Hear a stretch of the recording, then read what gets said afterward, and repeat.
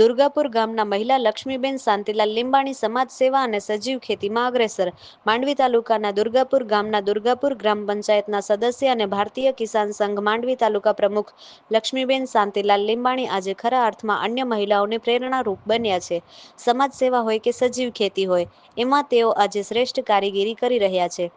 માંડવી તાલુકા કિસાન સંઘના કાર્યોમાં પણ તેઓ પોતાની સેવાઓ આપતા હોય છે. મહિલાઓના ઉત્કર્ષના કાર્યો હોય તો તેમાં પણ લક્ષ્મીબેન શાંતિલાલ લીંબાણી હંમેશા અગ્રેસર રહેતા હોય છે. પ્રાકૃતિક ખેતી કરીને અન્ય મહિલાઓને આજે તેઓ પગભર થવા અપીલ કરી રહ્યા છે.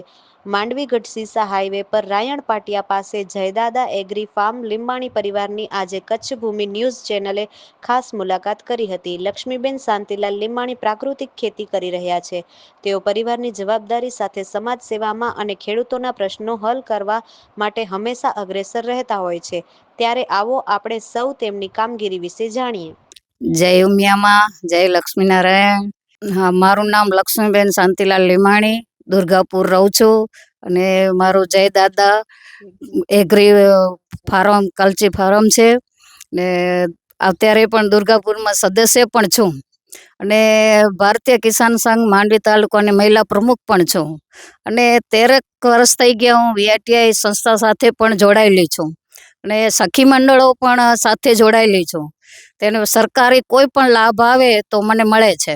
મારા મંડળને હું બધા લાભો પણ અપાવું છું. ને અત્યારે મારા સરકારે મને ગાઈડલાઈન આપી છે કૃષિ સખીની. તો હું કૃષિ સખીને 3 મહિનાથી હું કામગીરી કરું છું. અત્યારે મારી સાથે ફોર્મ પણ સાથે છે. પ્રાકૃતિક ખેતી વિશે હું માહિતી પણ આપું છું અને ખેડૂતોને નોંધપત્રક પણ કરું છું. અને અત્યારે 4 ગામ મારે મળ્યા છે, નાની મોટી રાયણ, નાગલપર ને કોડાય. તો દરેક ખેડૂતોની વાડી સુધી પણ હું જાઉં છું અને ખેડૂતોને માર્ગદર્શન આપું છું. ગાય આધારિત ખેતી કરવાનું પણ બહેનોને ને ભાઈઓને પણ હું માર્ગદર્શન આપું છું. ને અત્યારે આપણે નરેન્દ્રભાઈ મોદી પણ એ જ કહે છે આત્મનિર્ભર બહેનો બને. એની પણ મારી એકદમ બહેનોને સલાહ સૂચન આપવાનો પ્રયત્ન ચાલુ જ છે. અને ખેડૂતોને પણ એ મારું કહેવાનું છે કે અત્યારે તમે પ્રાકૃતિક ખેતી કરો, નહીં કરો તો 4 વર્ષ રહીને પણ તમને કરવી જ પડશે. અને ગાય આધારિત ખેતી કરવી પડશે. એટલા માટે અત્યારે હું વાડી જઈને ફોર્મ ભરું છું. ને મારા નંબર છે, કોઈને પણ જાણકારી જોઈતી હોય તો મારા નંબર છે 94 262 76 317. કોઈ પણ ભાઈઓને, ખેડૂતોને, બહેનોને માર્ગદર્શન જોઈતું હોય તો હું આપીશ. અને સરકારે મને જીવામૃત બનાવવા માટે પણ સબસિડી આપી હતી અને કામગીરી પણ આપી હતી. તો હું જીવામૃત પણ બનાવું છું. કોઈને પણ જોઈતો હોય તો ઓર્ડર આપજો. ને એ પણ મારું કામગીરી ચાલુ છે. બેન, કેટલા એકરમાં સજીવ ખેતી કરો છો અને કેટલી ઉપજ થાય છે એ વિશે જણાવશો? અત્યારે મારે 1 એકડમાં સરગવો છે. તો એ પ્રાકૃતિક છે. તો એ કોઈ પણ ઝેરી દવા નથી છાંટતી. તો એ 1 એકડમાં સરગવો છે ને એને 4-5 વર્ષ થઈ ગયા. તો એ ખર્ચ કાઢીને પણ 50-60 હજારનો નફો મળે છે મને. બેન, જે મહિલાઓ ઘર કામ કરે અને સાથે સાથે સમાજ સેવામાં પણ અગ્રેસર રહેતા હોય છે, આપ સમય કાઢીને કેવી રીતે આ બધો મેન્ટેનન્સ કરો છો? ઘર સંભાળીને પણ બધું કામગીરી કરું છું અને બધું જ્યાં જવું આવવું હોય ત્યાં પણ જાઉં છું. સમાજ સેવા પણ કરું છું. બેન, મહિલાઓને આપ શું સંદેશો આપશો? મહિલાઓને સંદેશો એ જ આપવાનો છે કે આત્મનિર્ભર બનવાનું છે, પોતાના પગે ઊભું રહેવાનું છે. અને આપણે મોદી સાહેબ આપણે ઘણી પણ પ્રવૃત્તિ કરવા માટે એનો આગ્રહ છે. ને એ પણ એ કહે છે કે તમે બહેનો આગળ આવો ને આત્મનિર્ભર બનો. બેન, આપનો કોઈ વિશેષ સન્માન થયો છે? મારા સન્માનમાં તો ઘણા બધા મને સન્માનો મળ્યા છે. ભારતીય કિસાન સંઘમાં પણ ઘણા સન્માનો મળ્યા છે. સમાજની અંદર પણ ઘણા મળ્યા છે. VITIની અંદર પણ મને ઘણા અમારું બે જણા સાથે પણ સન્માન થયું હતું મારું. તો બંને જણાને સાલથી સન્માન કર્યું હતું VITI સંસ્થાએ અને ચાંદીનો સિક્કો પણ આપ્યો છે. ખેડૂતોને બેન આપ શું કહેશો? ખેડૂતોને હું એટલી જ ભલામણ કરું છું કે આપણે ઘણી વખત ઓછા વધા પાક આવે, વરસાદના કારણે નુકસાન પણ થઈ શકે, તો પણ હતાશ ન થવું જોઈએ, નિરાશ ન થવું જોઈએ. અને પાણી બચાવવા માટે ડ્રીપ પણ કરવી જોઈએ અને કોઈ પણ રીતે ઘણા ટીપા પદ્ધતિ પણ આવે છે. અત્યારે પાણીનો બચાવ કરવા માટે તળાવો બનાવવા જોઈએ, બોર રિચાર્જ કરવા જોઈએ અને એવી રીતે ખેડૂતોને પણ હું એ સલાહ આપવા જાઉં જ છું ને કરું જ છું. એમ વાડિયા ખેડૂતોને એ સલાહ આપું છું. મેન તો અત્યારે મારું તો પ્રાકૃતિક ખેતી વિશેનો જ ચાલુ છે.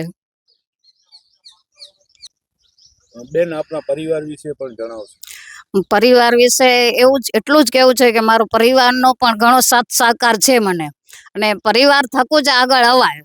તો પરિવારનું કાજ ઘરનું નિભાવી અને સમાજ સેવા પણ કરું છું. અને અત્યારે જે કામકાજ ચાલે છે, દુર્ગાપુર પણ મારી સભ્ય સીટ છે, ત્યાં પણ જવાનું થાય છે અને કિસાન સંઘની અંદર પણ જવાનું થાય છે. તો હવે મારે એટલું કેવું છે કે મેન તો પરિવારનો સાથ હોય. પરિવારનો સાથ હોય તો જ બધું કરી શકું. અત્યારે 5 ભાઈનો પરિવાર છે મારો, તો બધાનો સાથ સહકાર છે જ મને.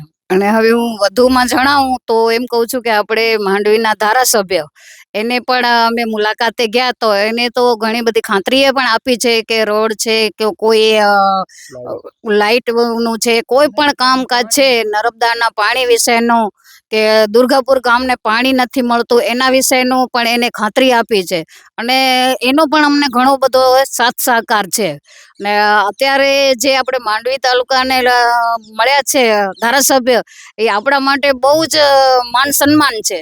અને બધા સારા કામોના વિકાસ પણ કરે છે. અને એવું એક તો એ છે કે એ નાના નાના ગામડા સુધી પણ જાય છે. અરે જ્યાં સુધી ધારાસભ્ય ના જાય એવા નાના વિરાણી છે, દરસડી છે, ગઢસીસા છે, ભેરિયા છે, એવા ગામોમાં પણ એને મુલાકાત લીધી છે. તો એવા આપણે ભાગ્યશાળીને આપણે ધારાસભ્ય મળ્યા છે, એવા આપણા લોક લાડીલા છે. અને સરકારનું પણ ઘણી એટલી બધી ગાઈડલાઈન છે કે એ આપણે સપોર્ટ પણ કરે છે અને એના વિશે ઘણું પણ જાણવા મળે છે ને પણ ઘણા એના લીધે પ્રયત્નો પણ કર્યા છે. ને અત્યારે હું જે VITI સંસ્થાએ મને જે સાથ આપ્યો છે ને, અત્યારે હું એમ કહું છું કે એના લીધે હું અહીંયા સુધી પહોંચી છું. અને હજી પણ મને એટલી આશા છે કે આગળ હું જઈ શકીશ. એમ નેહાબેન સરપંચ છે, એને પણ અમે એ બહુ એક્ટિવ છે, એટલે એનું કાંઈ કહેવા જેવું નથી કે એ શું નહીં કરી શકે. એમ એ બધું પણ કરી શકશે. અને એને પણ કીધું છે કે તું આગળ નીકળ, અમે તારી સાથે છીએ, તને જ્યાં પણ જરૂર પડે ત્યાં અમે તારી સાથે છીએ. અને જે કાર્ય કરી અમારી બહુમતીથી જ થશે ને અમે તમારી સાથે છીએ. ને નેહાબેન પોતે પણ એક્ટિવ છે, એટલે બધું કરી શકશે. મારું નામ ગીતાબેન ગોવિંદ છે.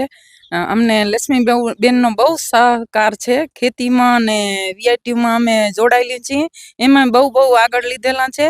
એનો સાથ છે ને અમે એના ભેગા જ છીએ બધે.